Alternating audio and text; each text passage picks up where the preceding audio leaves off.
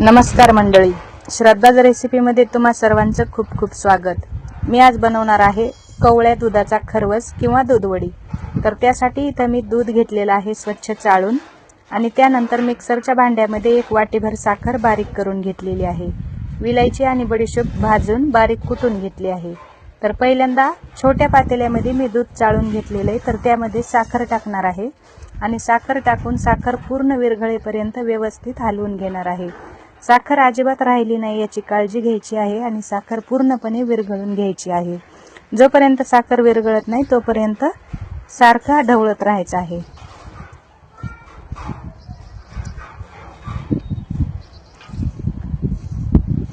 तुम्हाला जर या दुधाच्या वड्या बनवता येत नसतील आणि तुम्ही जर या पद्धतीने बनवल्या तर एकदम छान आणि चविष्ट अशा ह्या दूध वड्या तयार होतात।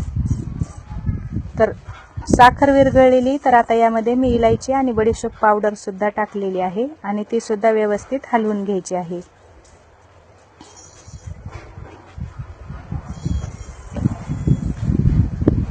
तर पहा, इथं दुधामध्ये पूर्णपणे साखर विरघळलेली आहे। व्हिडिओ आवडला तर व्हिडिओला लाईक करा, शेअर करा आणि जर चॅनलला सबस्क्राइब नसेल केलं तर नक्की सबस्क्राइब करा। तर आता मी इथं मोठ्या कढईमध्ये पाणी गरम करायला ठेवलेलं आहे। पाणी गरम झालं की त्यामध्ये असं छोटं पातेलं मांडून ठेवायचं आहे आणि त्यानंतर छोट्या पातेल्यावर एक छोटंसं झाकण ठेवायचं आहे आणि परत एक मोठं ताट या पूर्ण कढईवर झाकून ठेवायचं, जेणेकरून पाण्याची वाफ बाहेर निघणार नाही आणि आपली दूधवडी आतमध्ये व्यवस्थित शिजेल।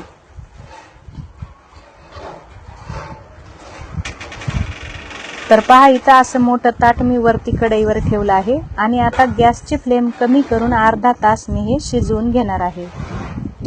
अर्ध्या तासानंतर झाकण काढून पाहिलं तर पहा, दूधवडी आपली तयार झालेली आहे। पाहिजे तशा मनसोक्त आकारामध्ये